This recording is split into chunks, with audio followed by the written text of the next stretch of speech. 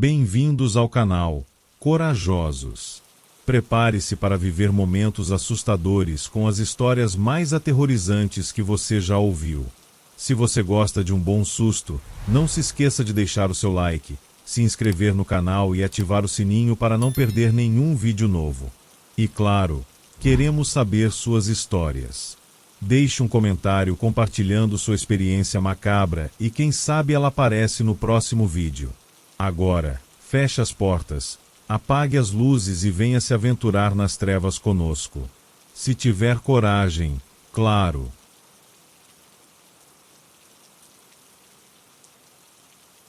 Eu sempre fui atraído pela tranquilidade da floresta. Desde que minha mãe morreu, há alguns meses, aquelas caminhadas me ajudavam a manter a cabeça no lugar.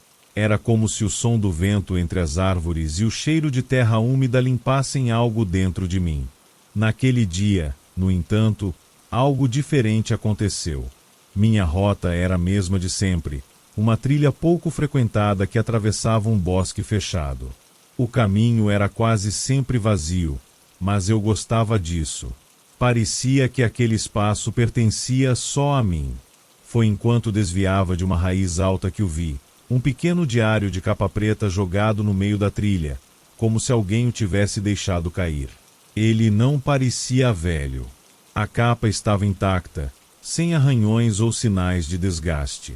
Havia algo estranho sobre ele estar ali. Não era um lugar onde as pessoas passavam com frequência. Então, como tinha parado ali?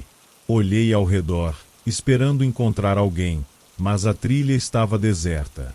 Peguei o diário, curioso. O peso dele era surpreendentemente confortável na mão, como se tivesse sido feito para ser segurado. Folheei algumas páginas rapidamente.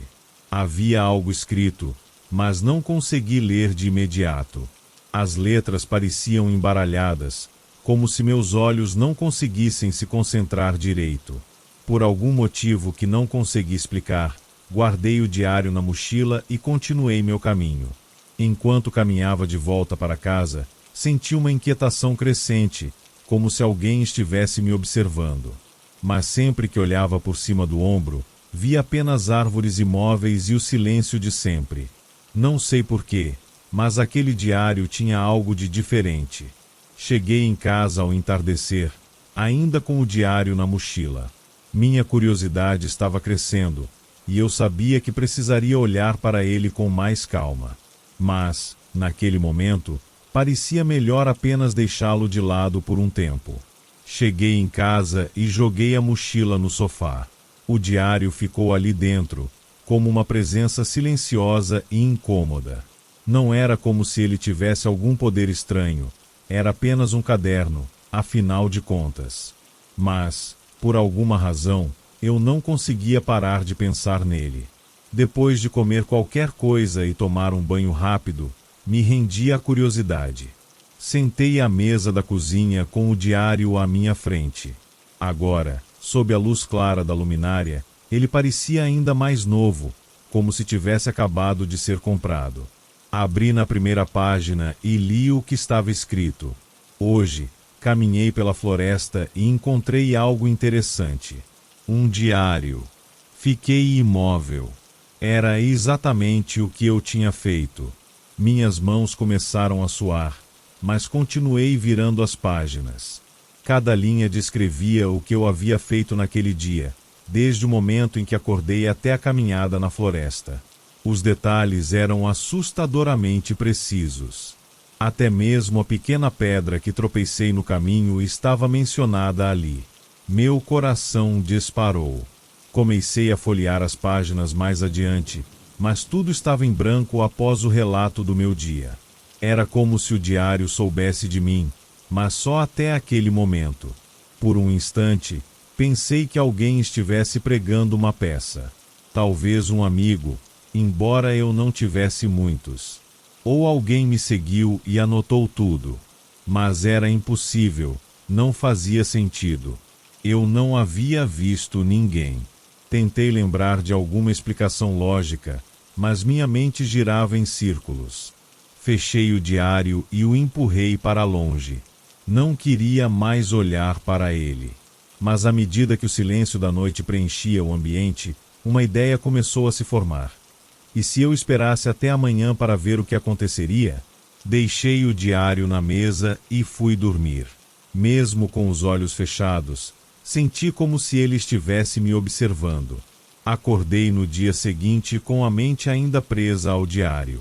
Parte de mim queria fingir que ele não existia, mas outra parte, a mais curiosa, me dizia para abrir e verificar.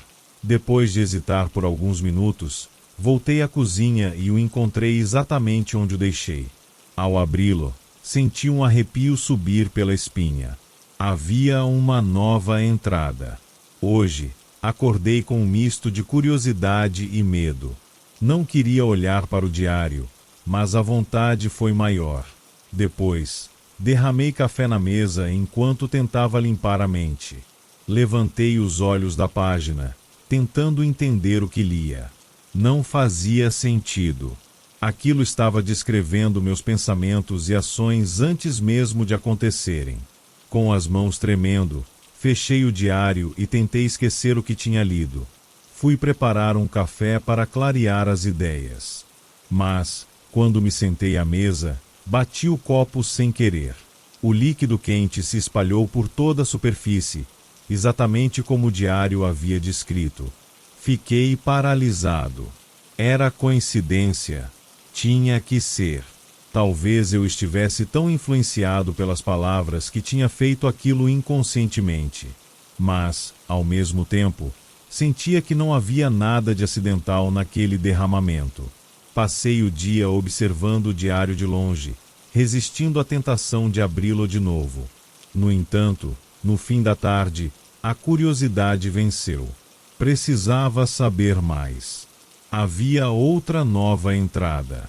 À noite, decidi que não conseguiria ignorar o diário. Ele era mais do que um simples objeto. Mais tarde, olhei pela janela e vi uma figura indistinta na rua, como se alguém estivesse observando a casa. Fui até a janela, o coração batendo rápido. Não havia ninguém lá fora, só a rua vazia iluminada por um poste fraco.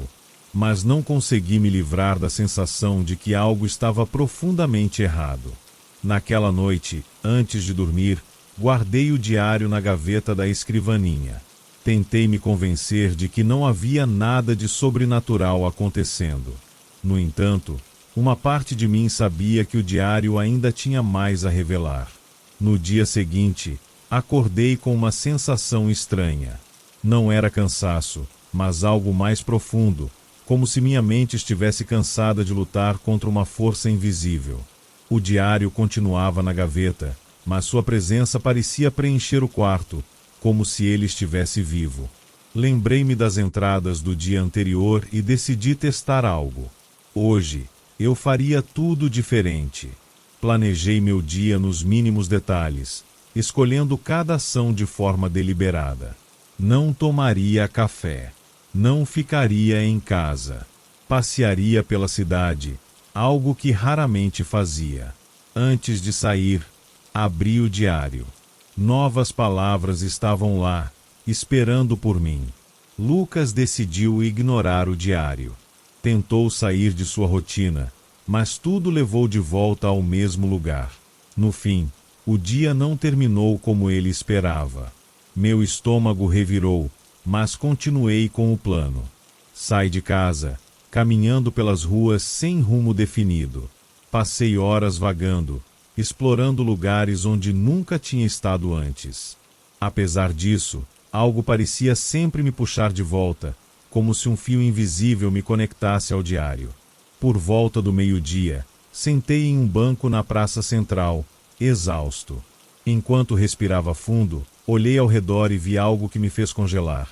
Uma loja de conveniência com letreiro escrito Destino, a mesma que eu costumava frequentar anos atrás, antes de me mudar para o outro lado da cidade. Eu não havia planejado estar ali, mas era como se tivesse sido levado sem perceber. Voltei para casa, frustrado. Nada tinha saído como eu queria. O diário parecia rir de mim enquanto eu o encarava sobre a mesa. Senti uma raiva crescente. Peguei o caderno e o atirei contra a parede, mas ele caiu no chão aberto, exibindo uma nova entrada. Lucas tentou se rebelar, mas o diário sempre esteve um passo à frente. Ele não podia escapar, porque o destino já estava escrito. Minha respiração ficou pesada. Fechei o diário e sentei no chão. Não sabia o que fazer. Cada tentativa de escapar parecia me arrastar ainda mais fundo. Aquela noite foi uma das piores que já tive. Mal consegui dormir, e quando finalmente apaguei, fui atormentado por sonhos estranhos. Imagens confusas de mãos segurando canetas, páginas se preenchendo sozinhas, e uma sensação constante de que algo estava me observando. Pela manhã, despertei com um frio na espinha. Antes mesmo de sair da cama, já sabia o que fazer. Precisava encarar o diário de frente. Algo em mim dizia que a resposta para tudo estava lá. Peguei o caderno com mãos trêmulas e o abri em uma nova página. Não me surpreendi ao ver outra entrada esperando por mim. Hoje, Lucas vai enfrentar a verdade. Ele descobrirá que o diário é mais do que um simples objeto. O ciclo será revelado, mas a escolha final será dele. Antes que o dia termine, ele estará de volta à floresta. Minha cabeça girou. Era a primeira vez que o diário mencionava a floresta, mas de alguma forma fez sentido imediato. Tudo começara lá, então talvez fosse lá que tudo terminaria. O resto do dia foi um borrão. Tentei me ocupar, mas o diário parecia chamar por mim, mesmo quando estava fechado. A entrada continuava ecoando na minha mente. O ciclo será revelado, mas a escolha final será dele. No fim da tarde, uma nova entrada surgiu no diário. Dessa vez, não precisei abri-lo para saber. Era como se as palavras estivessem gravadas na minha mente. Lucas se deparará com um destino inevitável. A escuridão da floresta espera por ele. Peguei minha jaqueta e saí, sem saber exatamente o que procurava. As ruas estavam desertas enquanto eu caminhava em direção à floresta. Com cada passo, sentia como se fosse puxado por uma força invisível, algo maior do que eu. Quando cheguei à entrada da trilha, hesitei. As árvores estavam lá, tão familiares quanto sempre, mas agora pareciam diferentes, como se estivessem vivas. Respirei fundo e dei o primeiro passo, pronto para enfrentar o que quer que estivesse me esperando. A floresta estava estranhamente silenciosa enquanto eu avançava pela trilha. Não havia o som habitual de pássaros ou o farfalhar do vento nas folhas. Era como se tudo estivesse esperando, segurando a respiração comigo. Com o diário em mãos, segui o caminho que conhecia tão bem, mas que agora parecia transformado. Cada curva da trilha parecia se estender mais do que o normal, e a luz do entardecer mal conseguia penetrar pela copa das árvores. Finalmente, cheguei ao lugar onde havia encontrado o diário pela primeira vez. O chão parecia intocado, mas uma sensação de déjà-vu tomou conta de mim. Olhei ao redor, esperando alguma revelação, mas tudo o que vi foram árvores. Estava começando a pensar que tudo não passava de uma loucura quando algo chamou minha atenção.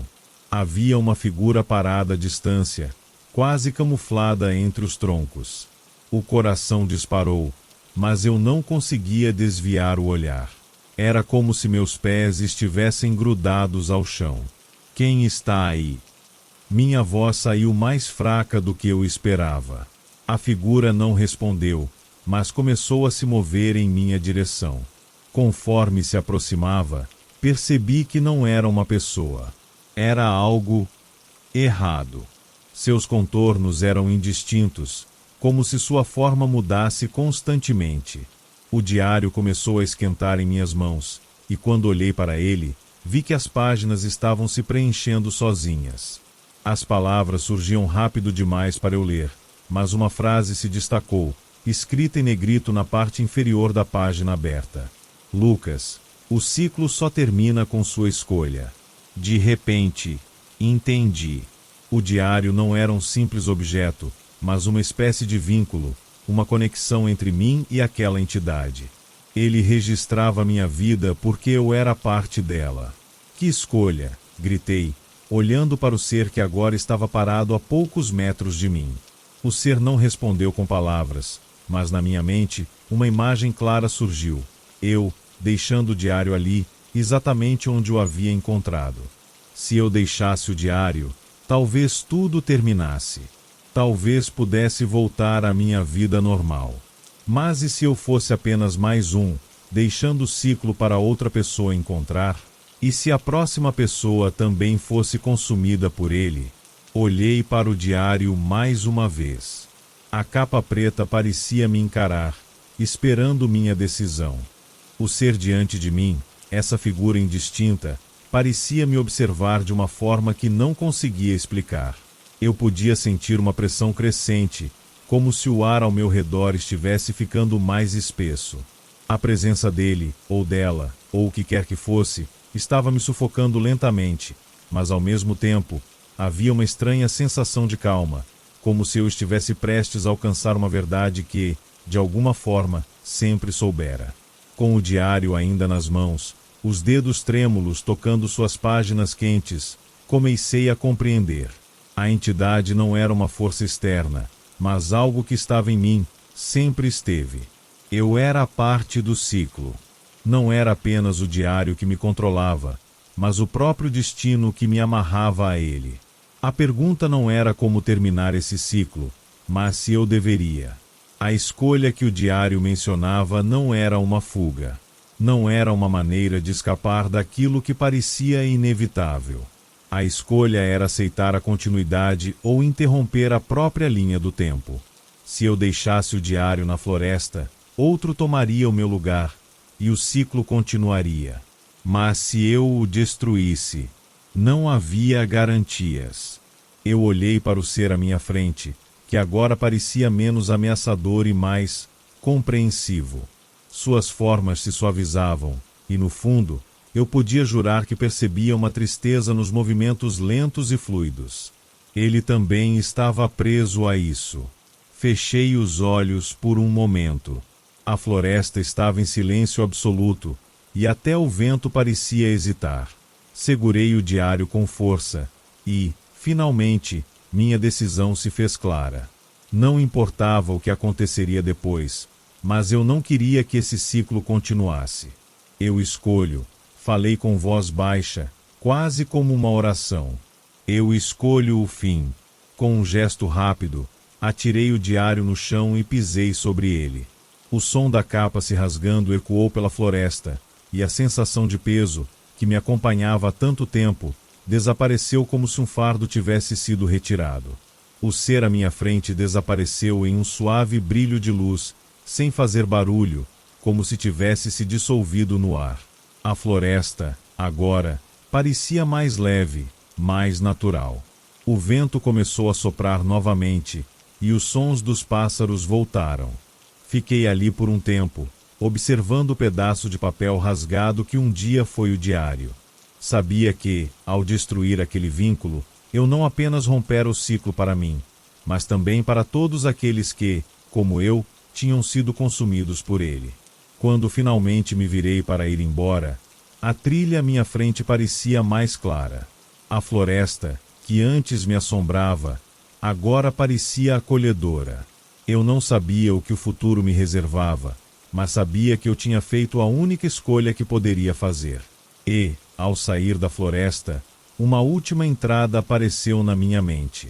O ciclo terminou. Lucas escolheu a liberdade.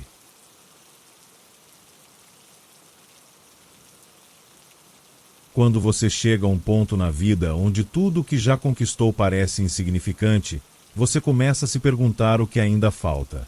Eu cheguei a esse ponto. Eu, Marcos Ali, um homem rico, bem-sucedido, com tudo o que poderia desejar, me vi parado diante do único obstáculo que ainda não consegui superar: a morte. Paul foi o primeiro a partir. Ele era meu melhor amigo desde os tempos de faculdade. Sempre o tipo de pessoa que encontrava algo positivo até nos piores momentos. Quando ele morreu, A ideia da morte se tornou real para mim de uma forma que eu nunca imaginei. O pior não foi o fato de que ele se foi, mas que eu fiquei aqui, vendo todos ao meu redor envelhecerem enquanto eu, por algum motivo, continuava o mesmo. Foi uma sensação estranha, um desconforto que não consegui tirar da cabeça. Nos dias seguintes à sua morte, a ideia começou a se formar em minha mente, tímida, quase ridícula no começo. Imortalidade. Eu sabia que existiam rumores sobre tratamentos experimentais, sobre cientistas que estavam à frente do que considerávamos possível. Mas eu não imaginava que pudesse ser real, não até o momento em que encontrei o tal anúncio. A imortalidade à venda. Estava lá, num panfleto discreto que encontrei em um café enquanto tomava meu expresso. A promessa era clara. Um procedimento revolucionário que poderia garantir que você vivesse para sempre, sem envelhecer, sem doença, sem fim. Eu li o panfleto 3 vezes antes de o enterrar no bolso do meu paletó. Eu sabia que era loucura, que deveria ignorar aquilo. Mas, no fundo, algo dentro de mim começava a dar risada da minha hesitação. Eu queria mais. Eu queria mais tempo. O medo da morte. O medo de deixar este mundo sem ter feito tudo o que eu podia, tudo o que eu sonhava, aquilo me corroía por dentro. Eu não queria que a vida fosse apenas mais uma linha no passado. No dia seguinte, liguei para a clínica. O processo foi mais rápido do que eu imaginava. Fui ao lugar, uma clínica de fachada discreta, mas com uma atmosfera gelada que parecia esconder mais do que revelava. O lugar tinha uma estética impecável, como um daqueles centros de beleza exclusivos, mas havia algo no ar que me fazia sentir desconfortável. Não era o medo do desconhecido, mas o sentimento de que ali havia algo muito maior do que eu poderia entender. Antes de entrar na sala, eles me deram um contrato. Fui direto ao ponto e assinei, sem realmente me preocupar com as cláusulas. Eu sabia o que estava fazendo. A ideia da morte era a única coisa que me impedia de viver o que eu queria, e agora, essa ideia estava prestes a ser eliminada. O que mais eu poderia querer? Lembro-me de deitar na mesa fria, a luz intensa acima de mim, e de ouvir a voz de um dos médicos explicando o procedimento em termos técnicos que não consegui compreender completamente. Eu não precisava entender. Eu só precisava acreditar que isso me salvaria daquilo que mais temia. A dor que senti enquanto o processo acontecia não foi física, foi mental. Era como se meu corpo estivesse sendo separado de algo mais profundo, algo que eu ainda não sabia o que era. Mas não fui capaz de perguntar. Meu pensamento estava distante, mais fixado no futuro que me aguardava. Quando o procedimento terminou, fui levado para uma sala de recuperação. Durante os dias seguintes, uma sensação de frescor tomou conta de mim. Meu corpo parecia mais leve, mais vigoroso, como se eu estivesse em uma versão melhor de mim mesmo. O espelho não mentia. Eu estava o mesmo, jovem, saudável, inalterado. Minha pele, que começava a mostrar sinais de envelhecimento, agora estava macia como a de um homem de 20 anos. Eu deveria ter me sentido bem, mas algo dentro de mim não estava certo. Era um pequeno vazio. Algo que não poderia ser preenchido com juventude ou vigor. Algo que eu não sabia ainda, mas começava a pressentir. Os primeiros meses foram um tipo de êxtase. Eu me sentia mais forte, mais rápido e, acima de tudo, jovem novamente. Minhas manhãs nunca haviam sido tão produtivas, minha mente tão clara. Eu voltei ao trabalho com uma energia renovada, lidando com negócios de uma maneira que não conseguia antes, como se tudo fosse mais fácil agora que a morte não fosse mais uma ameaça. Mas algo estranho acontecia, algo que eu não podia ignorar. As pessoas ao meu redor, aquelas que ainda estavam próximas, começaram a envelhecer. Meu corpo continuava o mesmo, mas o tempo estava me distanciando delas, e isso se tornou mais evidente a cada dia. Isabel, minha esposa, começava a apresentar sinais sutis de envelhecimento.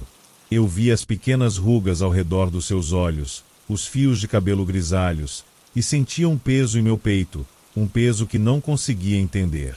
Ela me olhava com desconfiança, tentando entender o que estava acontecendo comigo, tentando encontrar o que eu sentia.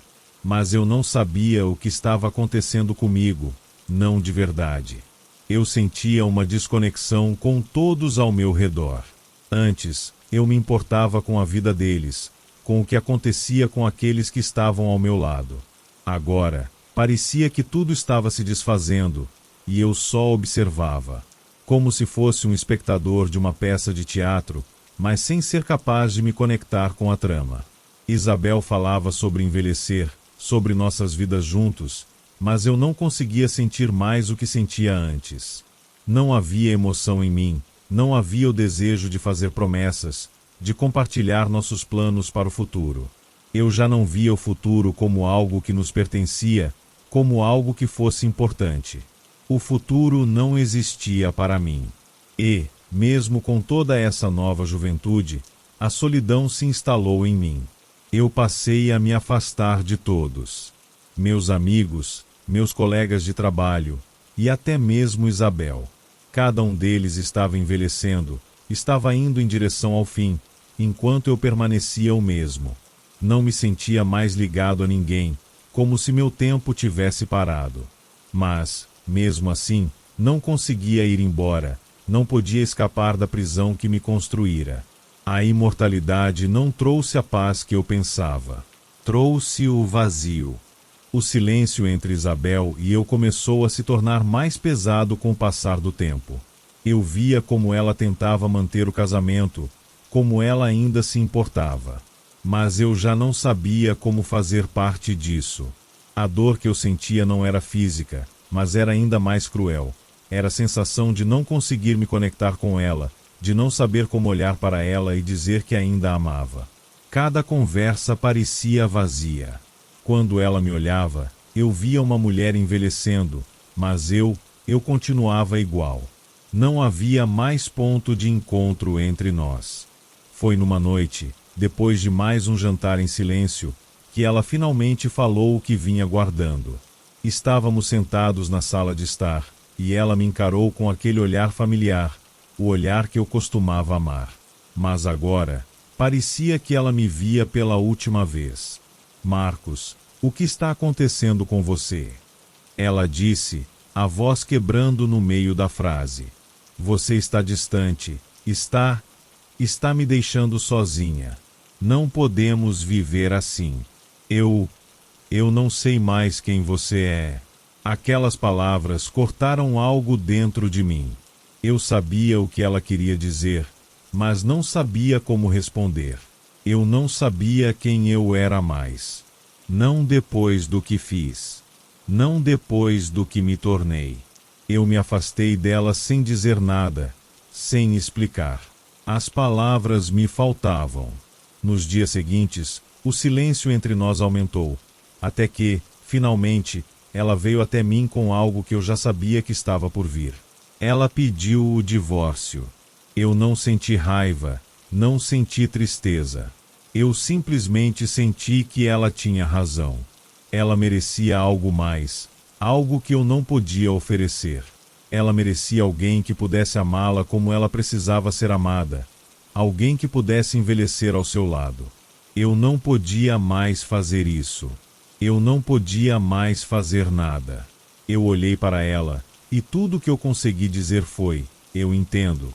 Ela partiu no dia seguinte, levando consigo a última chance de algo real entre nós.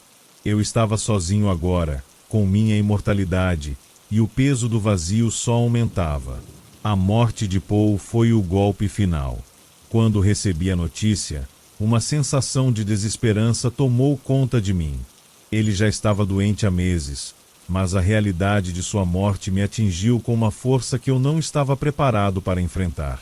Eu me vi mais uma vez confrontado com a minha imortalidade, algo que eu nunca imaginei que me faria sentir tão pequeno. Ele se foi.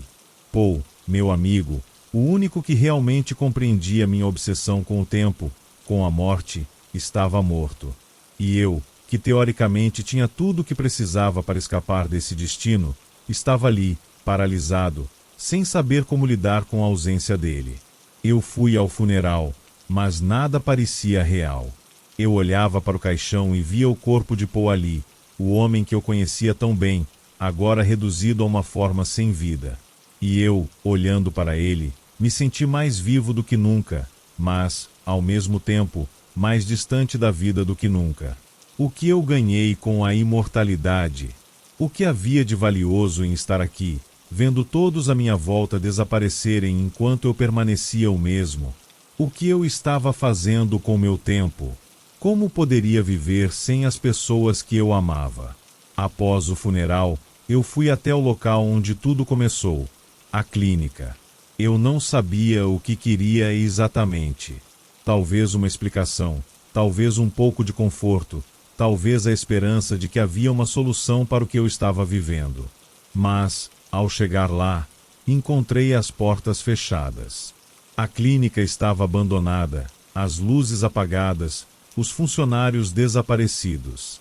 Eu estava de volta à mesma solidão de antes, mas agora com a amarga certeza de que não havia mais ninguém que pudesse me ajudar. Eu estava preso, em um limbo entre a vida e a morte, sem nenhum lugar aonde ir. O desespero se apoderou de mim. Eu gritei, mas ninguém respondeu. Não havia mais ninguém para me salvar. Eu estava condenado a viver para sempre, mas com um vazio que jamais poderia ser preenchido. Após dias de um vazio esmagador, eu finalmente compreendi a verdade. Não foi algo súbito, nem uma epifania repentina. Foi mais uma realização gradual, uma quebra lenta de tudo o que eu acreditava ser a minha salvação. Eu estava preso em uma prisão sem muros, sem grades, mas ainda assim cativo de uma vida que não valia a pena ser vivida.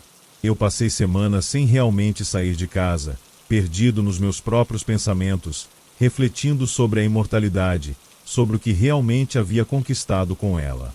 Não era mais sobre o que eu podia fazer. Era sobre o que eu havia perdido, o que já não era mais possível de recuperar. O tempo havia parado para mim, mas as pessoas ao meu redor continuavam a se mover, a crescer, a envelhecer. Elas tinham algo que eu não tinha mais, a capacidade de viver plenamente. Elas eram finitas, e por isso valorizavam cada momento. Eu havia perdido o significado de tudo isso. O mais cruel de tudo era que eu via os outros continuarem suas vidas, buscando propósitos, amores e até dores, com uma intensidade que eu não podia mais compreender. Eu me tornei um espectador da vida dos outros, alguém que olhava de longe, mas não era capaz de realmente se envolver. A morte de Paul havia sido o ponto de virada, o momento em que percebi que, ao querer escapar da morte, eu havia trocado o melhor da vida. Eu não podia mais sentir o amor de Isabel, a amizade de Paul, o simples prazer de um sorriso ou de uma boa conversa. Nada disso me tocava mais. Havia um silêncio em mim, um vazio profundo que ninguém podia preencher. No fundo, sabia que a única maneira de romper esse ciclo seria aceitar a morte, aceitar o fim. Mas havia algo em mim, uma pequena chama de resistência, que me dizia para continuar, que me lembrava que ainda havia tempo para reverter as coisas. Mas quanto tempo? Quanto tempo eu tinha antes de me tornar completamente insensível a tudo? Quanto tempo até eu me tornar uma sombra, uma figura vazia que não passava de um espectador da própria vida? Foi ali, naquele momento de total desespero, que eu entendi o verdadeiro preço da imortalidade. Ela não me deu mais tempo. Ela me roubou a capacidade de viver. Eu não sabia mais como continuar. Os dias se arrastavam, e a sensação de que eu estava em um ciclo interminável de solidão e arrependimento só aumentava. Já não havia mais sentido em nada. O que era viver para sempre se tudo o que você amava, tudo o que você conhecia, ia embora? O que era estar livre da morte se você se tornasse escravo do tempo? Eu me lembro de olhar para o espelho uma última vez, o reflexo de um homem que parecia, fisicamente, perfeito. Mas por dentro, eu estava fraco, quebrado, destroçado. Eu não sentia mais alegria. Não sentia mais dor. Não sentia mais nada. O vazio era absoluto. Foi naquela noite que tomei a decisão final. Eu sabia o que precisava fazer. Sabia que não podia continuar assim, nessa existência sem fim.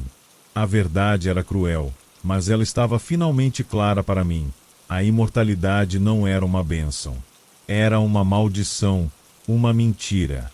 E tudo o que eu queria agora era encontrar a paz, mesmo que isso significasse abraçar a morte. Eu voltei ao lugar onde tudo havia começado. A clínica. Não havia mais nada ali, apenas paredes vazias e o eco da minha própria desesperança. Mas, naquele espaço, algo dentro de mim finalmente se acalmou. Eu não precisava mais das respostas que buscava. Eu já sabia. Eu sabia que a única maneira de escapar desse tormento seria aceitar o que me fora negado, o fim. Com o peso de uma decisão que já não era mais difícil de tomar, entrei na sala onde o procedimento de imortalidade havia ocorrido. Não havia mais médicos, não havia mais promessas. Apenas o silêncio de uma escolha irreversível. Eu sentei-me ali, em frente à mesa, e fechei os olhos pela última vez. Naquela escuridão, não havia medo, não havia tristeza. Havia, finalmente, uma sensação de libertação. O fim não era o que eu temia, mas o que eu ansiava. Eu me entreguei ao descanso que sempre fui incapaz de ter, ao fim de tudo que, de alguma forma, nunca deveria ter começado. E assim, enquanto o mundo continuava a girar, enquanto outros seguiam suas vidas com a fragilidade do tempo, eu descansei. O tempo não mais me dominava. Eu fui finalmente livre.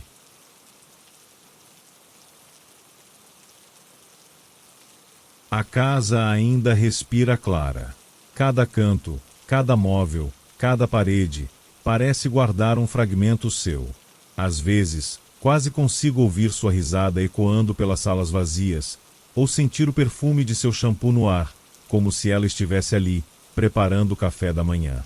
Mas não está. Clara se foi. E eu fico, perdido, esperando algo que não vai acontecer. Já faz meses, ou talvez anos, desde o acidente. O dia que ficou gravado em minha memória como um corte profundo, impossível de cicatrizar. O carro foi atingido com força. Eu lembro de tudo em pedaços, flashes rápidos, o som estridente da colisão, a dor que senti e a escuridão que tomou conta do momento seguinte. E então, acordar no hospital, com a notícia de que ela não tinha sobrevivido. Eu não pude salvá-la. Não pude fazer nada. O luto tem um gosto amargo. Eu tentei seguir em frente, claro. Tentei retomar minha rotina, preencher os vazios com trabalho, com a companhia de amigos. Mas nada se compara ao vazio que ela deixou. Sinto que uma parte de mim se despedaçou e ficou lá, junto ao acidente, enterrada na terra fria. Nada mais parece fazer sentido sem Clara. Uma noite, enquanto reviro antigas fotos nossas, me pego pensando, e se eu pudesse trazer Clara de volta? Eu sei o que você está pensando. Está errado. Não há como fazer isso. A morte é definitiva. Mas e se não fosse? E se existisse uma maneira? Eu vi pessoas falando sobre rituais, sobre médiuns, sobre como a linha entre os vivos e os mortos pode ser tênue. O pensamento me assola, me consome. Será que eu estaria disposto a tentar? A arriscar tudo para ter Clara novamente? Eu sei, é loucura. Eu sei que estou me afastando da sanidade. Mas a dor é insuportável.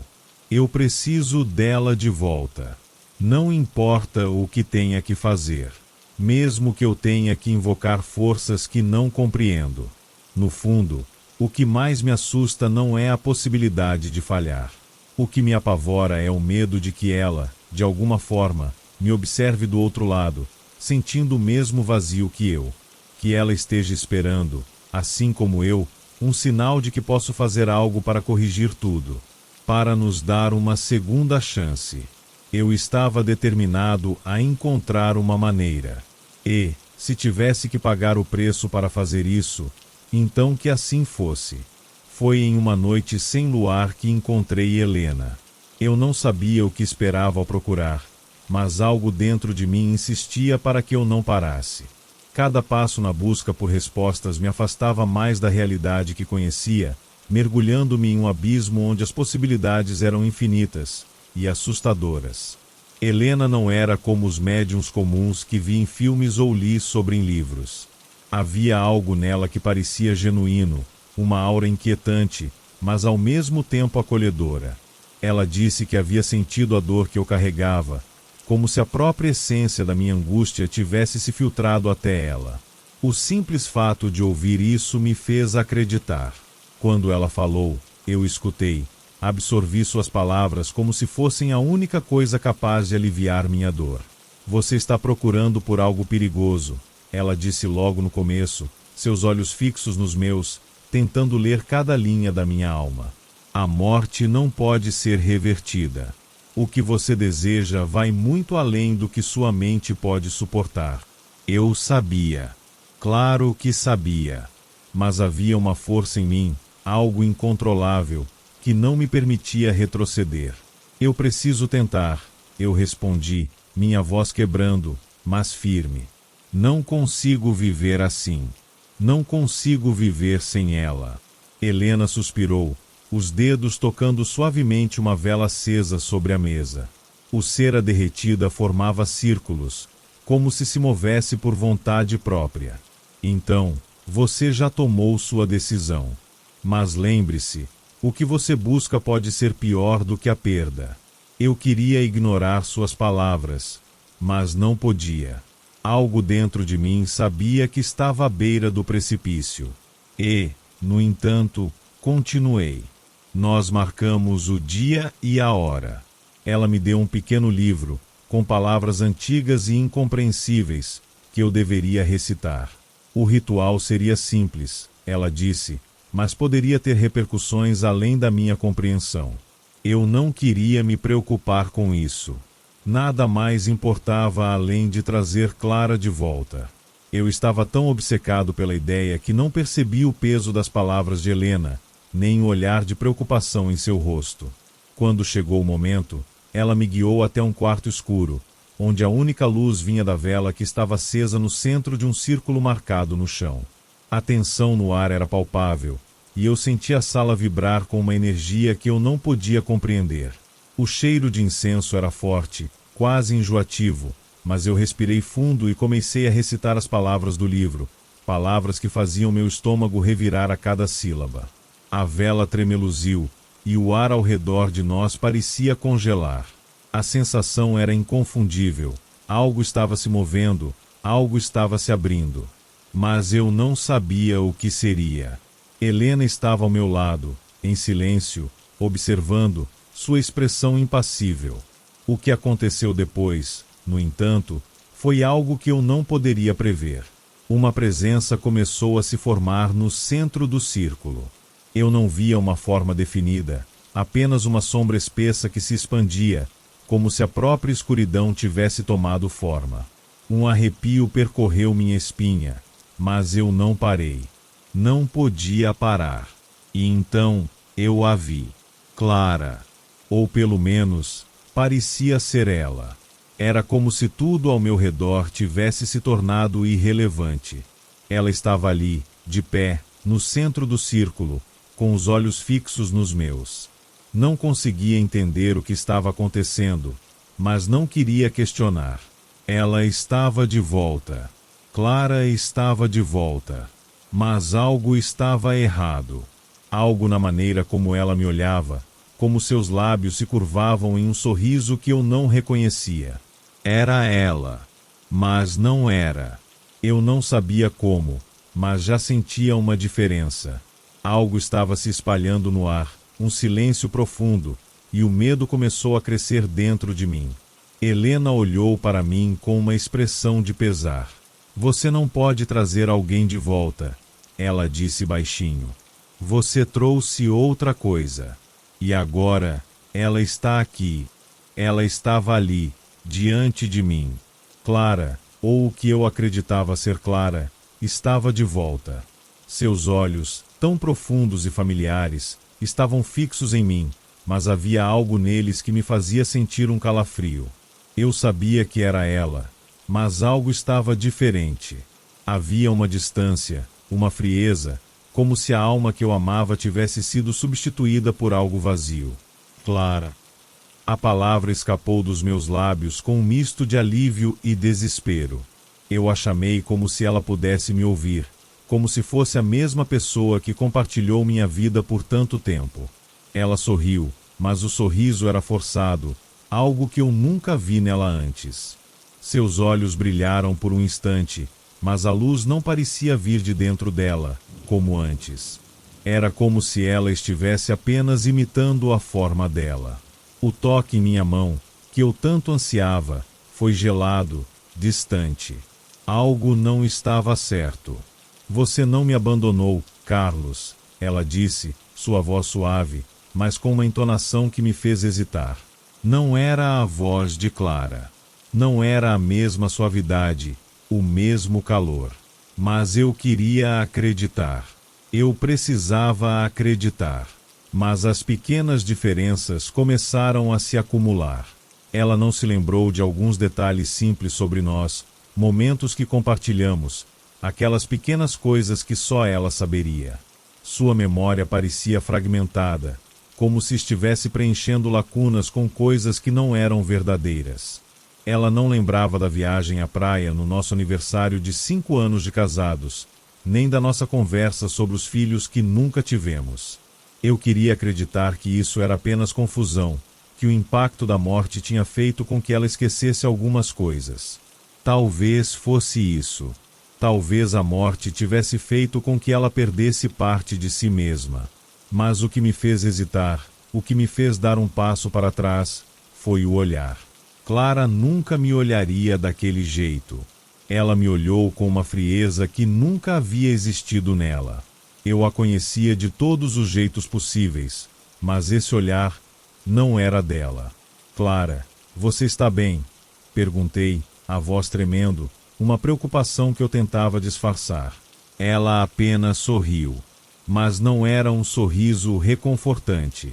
Era vazio, forçado, como se fosse uma máscara.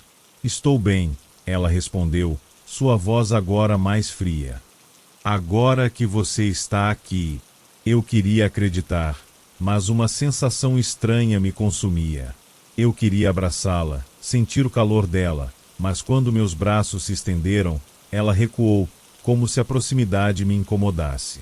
Isso nunca aconteceria com Clara. Ela sempre teria me acolhido, com aquele sorriso caloroso, com aquele toque que fazia o mundo desaparecer ao redor de nós. As paredes da casa começaram a parecer mais altas, mais distantes. A luz da vela, que estava acesa quando começamos, agora parecia vacilar, tremulando com uma intensidade que fazia minha cabeça girar. O ar estava pesado, saturado com um silêncio opressor. Algo estava errado. Eu não sabia exatamente o que, mas o instinto dentro de mim dizia que eu havia feito algo terrível. A sensação de estar sendo observado crescia a cada segundo. Clara, falei, a voz quebrada. Você não está bem. Não é você, não é. Ela olhou para mim, seus olhos agora opacos, como se as sombras dentro dela tivessem tomado conta. E então, em um movimento rápido, ela se aproximou. O ar ao redor de nós gelou ainda mais. Eu estou aqui, Carlos. E você nunca mais vai me perder. Ela disse isso com uma calma perturbadora, mas foi o tom em sua voz, uma mistura de promessa e ameaça, que me fez tremer. O que quer que estivesse diante de mim não era Clara. Era algo disfarçado como ela. Algo terrível que eu havia chamado à existência. Eu dei um passo para trás, sentindo meu peito apertar com o pânico que começava a se espalhar. Não, isso não estava certo. Isso não era Clara. A vela apagou de repente, deixando-nos imersos em um breu absoluto. E então, Eu ouvi uma risada. Não a risada de Clara, mas uma risada que me cortou como lâminas afiadas. Era uma risada vazia, fria, que ecoava em cada canto da casa, como se o próprio ar estivesse zombando de mim. Eu tinha cometido um erro terrível. Eu não sabia o que fazer. O medo me paralisava, e a sensação de desespero tomava conta de mim como um peso insuportável. Clara, ou o que agora se chamava Clara, estava diante de mim, mas não era mais ela. Aquela risada, fria e grotesca, ainda reverberava nos meus ouvidos, enquanto o silêncio se instalava, pesado e opressor. Eu recuei ainda mais, sentindo a parede fria contra minhas costas. A escuridão parecia se expandir, envolvendo a casa inteira, tomando conta dos cantos e paredes. Eu estava preso naquele pesadelo, incapaz de escapar. O que eu fiz? O que eu havia trazido de volta? O que Helena havia me advertido, o que eu tinha ignorado, agora estava ali diante de mim, uma presença monstruosa disfarçada de Clara. Ela caminhou lentamente na minha direção, seus passos ecoando na casa silenciosa. Seus olhos estavam vazios, mas ao mesmo tempo, tão cheios de algo que não era humano. Ela parou bem na minha frente e estendeu a mão, seu toque frio e rígido tocando meu rosto. Eu queria afastá-la, gritar, correr para longe, mas meu corpo estava em choque, e a boca se recusava a emitir qualquer som. Eu nunca te deixei, Carlos, ela disse novamente, sua voz agora mais profunda, mais sombria. Eu sempre estive aqui, à espera de você. Minhas mãos tremeram enquanto tentei afastá-la, mas era como se ela tivesse um poder sobre mim. Algo que eu não conseguia controlar. Seus olhos não piscavam. O olhar fixo e frio ainda estava ali, mas agora eu sentia uma pressão, como se uma força invisível me esmagasse de dentro para fora. Eu comecei a lembrar das palavras de Helena. Aquelas advertências sobre o que poderia acontecer se eu tentasse mexer com o que não deveria. Ela tinha me dito, claramente, que a linha entre os vivos e os mortos não deveria ser cruzada. Que havia coisas que não pertencem a este mundo, coisas que não deveriam ser trazidas de volta, não importando a dor que carregássemos. Eu sabia que Helena estava certa, mas já era tarde demais. A criatura diante de mim, que se passava por Clara, não era mais minha esposa. Não era mais a mulher que eu amava. Era uma cópia vazia, algo que havia se alimentado da dor, da minha saudade. Ela olhou para mim com um sorriso torto, uma expressão macabra, e então, com uma voz baixa e ameaçadora, ela disse: agora que você me trouxe de volta, não pode me deixar ir. Eu percebi, então, o que estava acontecendo. O ritual não havia trazido Clara de volta. Em vez disso, ele havia aberto um portal para algo que estava esperando, algo que queria entrar neste mundo, usando o que restava de sua forma. A coisa que agora se passava por Clara não era minha esposa. Era um espírito, uma entidade que havia sido despertada, e agora estava sedenta por algo mais. Antes que eu pudesse reagir, ela avançou, suas mãos geladas se fechando em torno do meu pescoço, apertando com uma força que não era humana. Eu tentei gritar, tentei me livrar dela, mas sua força era esmagadora. Tudo ao meu redor começou a girar, o ar se tornando espesso, difícil de respirar. Eu sentia minha visão turvar, a escuridão envolvendo tudo, e em minha mente, uma única palavra ecoava: fuga. Mas, de alguma forma, sabia que não havia como fugir. Eu tinha feito isso a mim mesmo.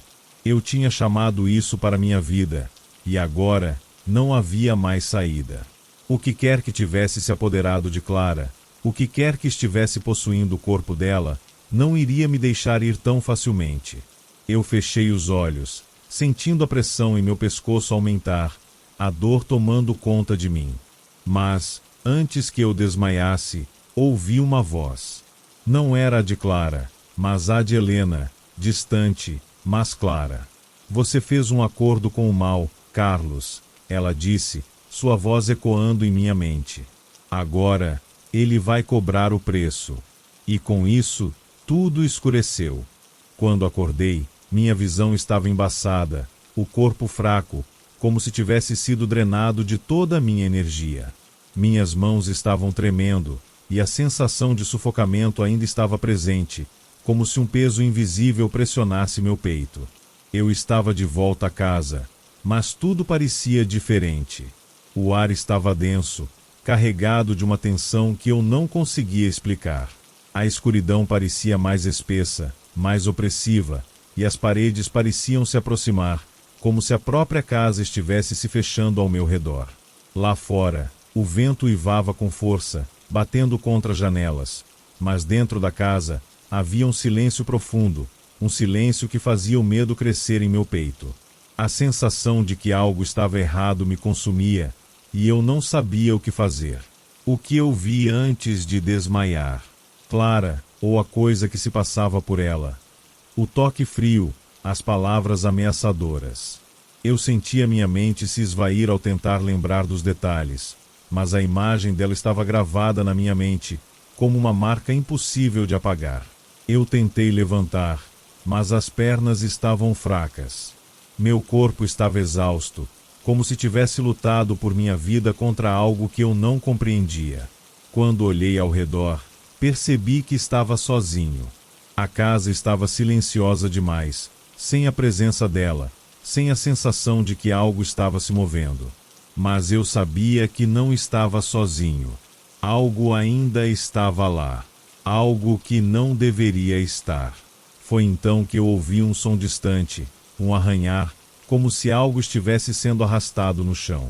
Eu olhei ao redor, tentando identificar a origem do barulho. Ele parecia vir do andar de cima, mas eu não ousaria subir. Aquele som era como um convite, uma provocação. O medo me paralisou por um momento, mas algo dentro de mim, um impulso desesperado, me forçou a levantar. Eu sabia que precisava agir, que não podia mais esperar. Subi as escadas, passo a passo, sentindo o peso de cada movimento, como se a própria casa estivesse me tentando fazer desistir. Quando cheguei ao topo, o som parou.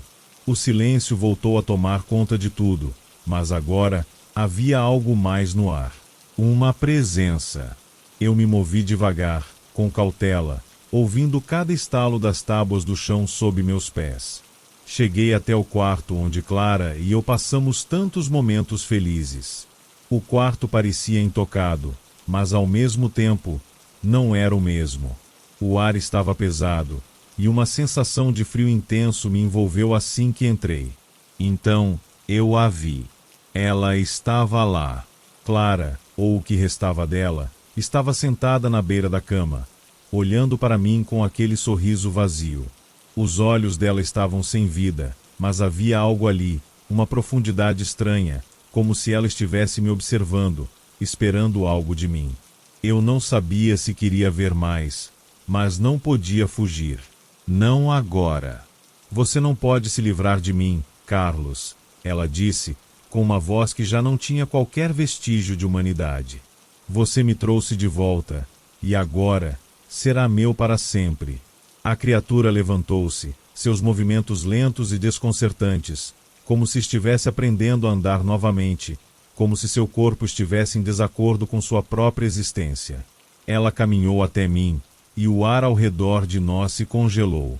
Eu senti como se estivesse sendo consumido por algo invisível, algo que ia além da dor física, algo que atingia minha alma. Eu não podia mais pensar com clareza. Meu corpo estava em pânico, mas minha mente estava em guerra, tentando aceitar a realidade de que o que eu amava estava perdido, e que minha tentativa de trazê-la de volta tinha aberto uma porta que não deveria ser aberta. Eu queria fugir, mas minhas pernas não respondiam. Estava preso em uma teia invisível, uma armadilha que eu mesmo havia criado. Ela chegou ainda mais perto, seus olhos sem fundo fixos nos meus. Você sabe o que fizemos, não sabe? O que você fez? Ela sussurrou, com um tom baixo e ameaçador. Você me acordou, Carlos. Agora você será parte de mim. Eu tentei falar, tentei gritar, mas as palavras não saíam. Tudo o que eu consegui fazer foi olhar para ela, desesperado. E então, finalmente, eu compreendi. O preço do ritual não era apenas a morte. Era a minha própria alma. Eu tinha chamado algo muito mais antigo do que a morte de Clara. Algo que não poderia ser controlado.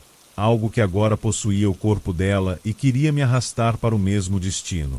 Ela se aproximou mais ainda, e no momento em que tocou meu rosto, eu senti a presença de uma força esmagadora, algo que estava se infiltrando em mim, tomando tudo o que restava da minha humanidade.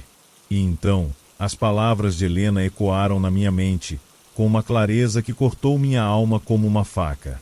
O mal sempre cobra o preço, Carlos. E você não poderá escapar. Eu acordei no chão. O ar estava denso, como se o peso do que eu havia feito ainda estivesse me esmagando. Minha garganta ardia, e uma dor pulsante dominava minha cabeça, como se tivesse sido esmagada por uma pressão insuportável. Mas o pior não era a dor física. O pior era o vazio. A sensação de que algo dentro de mim havia se partido para sempre. Eu ainda estava na casa de Clara, ou pelo menos, onde a casa de Clara costumava ser. O ambiente ao meu redor estava distorcido, sombrio e distorcido de uma maneira que não fazia sentido. As paredes pareciam se curvar, e o silêncio era profundo, quase opressor. Não havia mais calor no ar, nem cheiro de comida ou de vida. Apenas o cheiro de algo velho, como se a morte tivesse se instalado ali. Clara, ou o que restava dela, estava ali, parada na porta do quarto. Seus olhos estavam fixos em mim, mas ela não se movia. Apenas observava, como se estivesse esperando algo. Seu rosto estava pálido, os lábios finos, e a expressão vazia. Nada ali era real, nada fazia sentido. Eu queria gritar, queria perguntar o que estava acontecendo, mas não conseguia emitir uma palavra sequer. Eu sabia que não havia mais respostas. Não havia mais ninguém para me ajudar. A cada movimento que fazia, o peso daquilo que eu tinha feito aumentava. O ritual, o desejo de trazer Clara de volta, havia aberto uma porta para algo muito mais sombrio do que eu poderia imaginar. O preço do meu erro estava começando a se revelar, e ele não era algo que eu pudesse simplesmente corrigir. Você não pode fugir, Carlos, ela disse com uma voz fria, que não tinha a menor semelhança com a voz de Clara. Era algo mais profundo, uma voz que parecia vir de dentro da terra, de um lugar distante e sombrio. Ela deu um passo à frente, seus pés descalços tocando o chão com um som abafado. Você me trouxe de volta, mas agora sou eu quem controla. Eu queria perguntar o que ela queria de mim, o que esse ser queria de mim, mas as palavras se formavam de maneira estranha em minha mente. Eu sabia, de algum modo, que havia algo ainda pior à espreita, algo que viria me cobrar de uma maneira que eu não poderia prever. E eu estava aterrorizado. O que quer que fosse agora possuindo o corpo de Clara não era mais uma pessoa. Era algo antigo, algo que se alimentava da dor e da angústia, algo que eu nunca poderia compreender. Ela se aproximou mais, seu sorriso distorcido, como se estivesse saboreando o medo que se espalhava dentro de mim. Eu sabia que ela não estava sozinha. Ela trazia com ela algo muito maior, algo muito mais terrível. A presença que havia sido despertada com o ritual não era apenas ela. Era uma força maligna que estava tomando conta da casa, tomando conta de tudo. Você não entende, não é? Ela perguntou, sua voz mais suave agora, mas ainda assim, penetrante. Eu não sou Clara, Carlos. Eu sou algo mais antigo. Algo que você trouxe à tona com sua dor. E agora, você vai pagar o preço. Com um movimento rápido, ela me agarrou pelo braço, seu toque frio e duro, como ferro. Eu tentei me soltar, mas ela parecia mais forte, mais poderosa a cada segundo. O ar ao meu redor começou a vibrar, e uma pressão crescente me envolveu, como se eu estivesse sendo comprimido de todos os lados. Eu sentia uma sensação de perda de controle, como se estivesse afundando em um abismo sem fim. Você acha que pode trazer alguém de volta dos mortos? Ela continuou, rindo baixinho, a risada ecoando pela casa de uma maneira sinistra. Você não entende que há coisas que não devem ser tocadas. Coisas que não devem ser perturbadas. E agora, você vai pagar. A dor se intensificou, e eu caí de joelhos, sentindo o chão sob mim tremer. As sombras ao redor pareciam se mover, uma escuridão densa que se estendia em todas as direções, envolvendo-me como um manto. Não havia mais luz. Não havia mais esperança. Eu havia invocado algo que não poderia controlar. E agora era tarde demais. Eu estava preso, condenado, e a única coisa que restava era o som das minhas próprias respirações desesperadas, o eco da minha falha. Eu só queria ela de volta. Eu murmurei, mais para mim mesmo do que para ela. Ela riu novamente, uma risada cheia de escárnio. Você não entende, Carlos. Você nunca teve controle. Não agora. Não mais. E então, tudo se apagou. Eu acordei em um lugar que não era mais a casa de Clara. Não havia paredes, nem teto. Apenas uma escuridão profunda, uma ausência de qualquer coisa familiar. O silêncio era absoluto, e não havia mais som algum, exceto o eco distante da minha própria respiração. Eu não sabia onde estava, ou mesmo quem eu era. Era como se o próprio tempo tivesse deixado de existir. Clara não estava mais lá.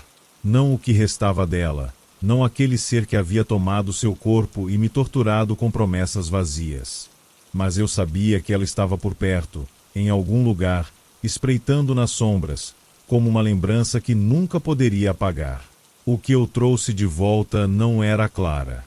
Eu sabia disso agora. O ritual não havia ressuscitado um ser humano. Ele havia invocado algo muito mais profundo, algo que me destruiu, algo que eu não poderia entender. A angústia que senti antes desapareceu, substituída por um vazio maior. Mas agora, esse vazio era mais sombrio. Eu não sentia mais a dor, a perda, o desespero. Eu só sentia a presença dela. Mas não era ela. Não era mais minha esposa. Era coisa que a substituía, que tomava sua forma, sua memória, e usava tudo para me corroer por dentro. Olhei para as mãos. Elas estavam pálidas, quase transparentes. O que aconteceu comigo? Eu já não sentia meu corpo da mesma forma. Era como se eu estivesse me desintegrando, como se minha própria existência estivesse sendo apagada, um pedaço de mim caindo de cada vez. Eles sempre se enganam. Uma voz profunda sussurrou na escuridão. Eu reconheci a voz, mas não era mais Clara. Era outra coisa, algo que respirava nas profundezas dessa escuridão interminável. Você sempre acreditou que podia trazer de volta o que perdeu. Mas as coisas não voltam, Carlos. Elas mudam. Eu tentei gritar, tentei pedir ajuda, mas minha boca não se movia. Nada mais acontecia. Estava preso naquele espaço entre a vida e a morte, entre o que era real e o que não era mais. A coisa que se passava por Clara apareceu diante de mim, mas agora sua forma estava distorcida. Ela não era mais nem humana nem algo reconhecível. Era uma sombra, uma memória deformada, um eco. Você queria tanto que ela voltasse. A coisa disse, suas palavras se arrastando na escuridão. Agora, você paga o preço. E vai pagar para sempre. Eu não podia mais me mover. Eu não podia mais fazer nada. A presença, a escuridão, a ausência de Clara, tudo me envolvia. E eu sabia, em algum lugar profundo dentro de mim, que a única coisa que restava era condenação eterna. Eu havia mexido com forças que não compreendia, e agora estava preso nelas. Para sempre. O som da risada, que já havia me atormentado antes, ecoou mais uma vez. Mas desta vez, não era apenas a risada de Clara. ou o que ela havia se tornado. Era a risada de algo muito mais antigo, mais profundo. E naquele momento, eu sabia que não havia como escapar. Eu havia sido o causador da minha própria perdição, o artífice de minha própria morte. Mas, no fim, o que restava de mim não era um arrependimento. Era apenas o vazio. E o silêncio tomou conta, o último eco de minha existência desaparecendo na escuridão, sem testemunhas, sem lembrança.